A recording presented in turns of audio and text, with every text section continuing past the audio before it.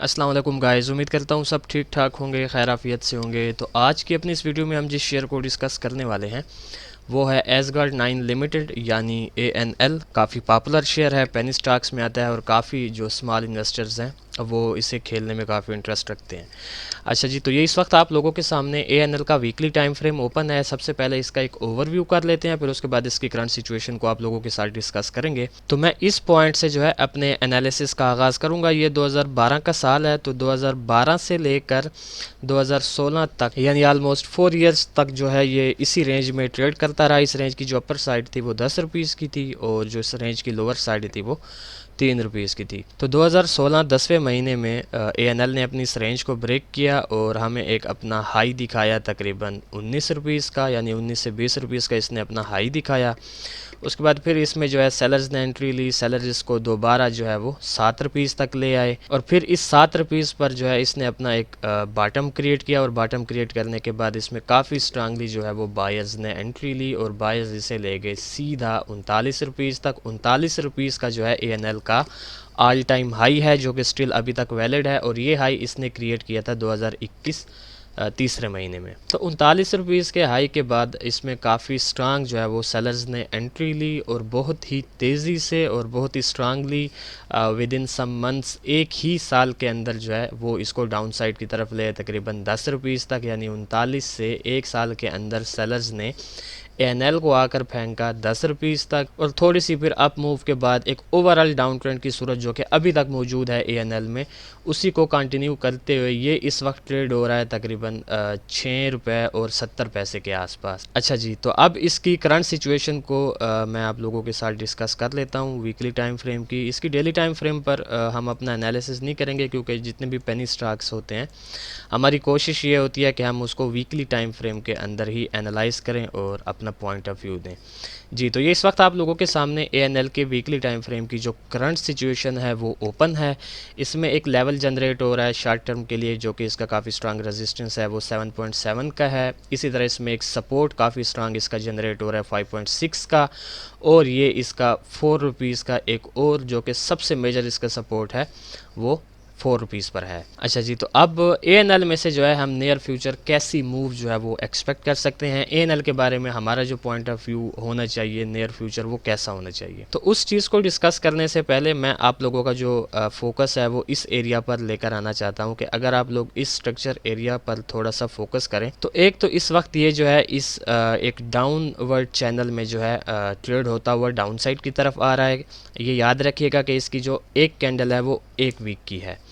तो इस चैनल को अगर आप फोकस करें तो इस चैनल को जो है ये काफ़ी स्ट्रांगली फॉलो भी करता आ रहा है, यानी सपोर्ट भी और एज अ रेजिस्टेंस भी जो है ये इस चैनल को फॉलो करता हुआ डाउन साइड की तरफ आ रहा है। एंड सेकंड चीज़ इसमें ये है कि इस डाउनवर्ड चैनल के साथ साथ ये इस वक्त एक रेंज में भी जो है वो ट्रेड हो रहा है। इस रेंज की जो लोअर साइड है वो तकरीबन 6.3 की है, यानी यहाँ पर ये स्ट्रक्चर्स की कैंडल्स की ओपनिंग हो रही है। बेसिकली ये वाला भी इसका एक आप लेवल जो है वो काउंट कर सकते हैं। ये इसका सबसे जो है वो नियरेस्ट लेवल आप काउंट कर सकते हैं 6.3 का, क्योंकि 5.6 के लेवल तक आने से पहले इसको 6.3 का जो है वो लेवल ब्रेक करना पड़ेगा। बट जो हमें चार्ट शो कर रहा है वो ये कर रहा है कि 6.3 वाले लेवल से इसको बाई साइड का प्रेशर काफ़ी जो है वो स्ट्रांगली मिल रहा है। क्योंकि अगर आप लोग यहाँ देखें तो यहाँ भी हमें 2 कैंडल्स जो हैं एक दूसरे के बाद वीकली टाइम फ्रेम पे वो बुलिश साइड की मिली हुई हैं। यहाँ भी 2 कैंडल्स आलमोस्ट जो है वो बाई साइड की मिली हुई हैं। और ये अगर आप लोग कैंडल पर थोड़ा सा फोकस करें तो ये कैंडल बेसिकली आपको बायर्स का जो है वो प्रेशर शो कर रही है। इसी तरह इस कैंडल में बायर्स के प्रेशर के बाद हमें एक हल्का सा डोजी टाइप जो है वो कैंडलस्टिक पैटर्न देखने को मिला और उसके बाद फिर करंट वीक की जो कैंडल है वो भी बुलिश साइड की तरफ जो है वो जा रही है। तो इस सारी जो है सिचुएशन को डिस्कस करने के बाद और इस एरिया को एनालाइज करने के बाद मेरे ख्याल से मुझे ये लगता है कि ये इस चैनल को, जो कि इसका डाउनवर्ड चैनल जो है वो एक बना हुआ है, इसको है ये फॉलो करेगा और इस लेवल को यानी 6.3 वाले लेवल को मेरे ख्याल से इसको जो है वो ब्रेक करना चाहिए।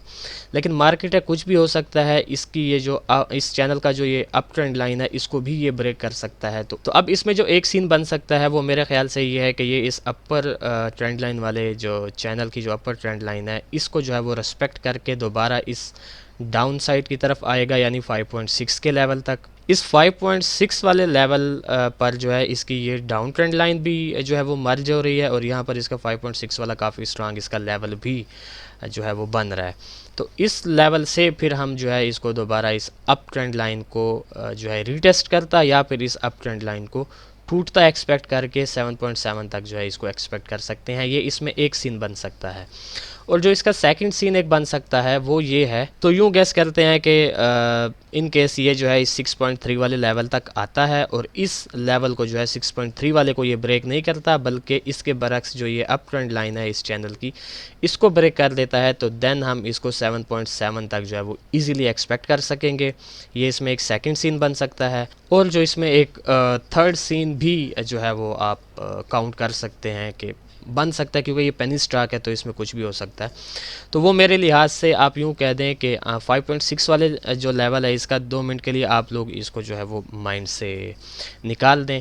अगर इस लेवल को आप माइंड से निकालते हैं तो फिर आप लोगों के सामने जस्ट ये चैनल ही बचता है। तो आप लोग यूँ समझें कि फिर इस चैनल की इस अपर ट्रेंड लाइन और इस lower trend line, in between these two trend line जो है ये ट्रेड करता रहेगा, और आपने अपनी जितनी भी ट्रेड्स को फिर प्लान करना होगा वो इस चैनल के अंदर करना होगा, मींस के इस अपर ट्रेंड लाइन से और इस लोअर ट्रेंड लाइन से। लेकिन उस सीन के बनने के जो चांसेस हैं वो मुझे एज सच इतने नहीं लग रहे, क्योंकि इसकी जो ये रेंज बनी हुई है प्लस इसका 5.6 वाला लेवल जो एक शॉर्ट टर्म का इसमें डाउनवर्ड चैनल क्रिएट हो रहा है, तो आई होप सो कि इस लेवल से इसको जो है वो काफ़ी सपोर्ट भी मिल रही है। तो मेरे ख्याल से शायद इसको एक मरतबा 7.7 का लेवल जो है वो टच करना चाहिए। अगर ये दोबारा मज़ीद यानी कि 5.6 के लेवल को ब्रेक करना चाहता है तो फिर इसको कम से कम 7.7 वाला लेवल जो है वो रीटेस्ट करना चाहिए।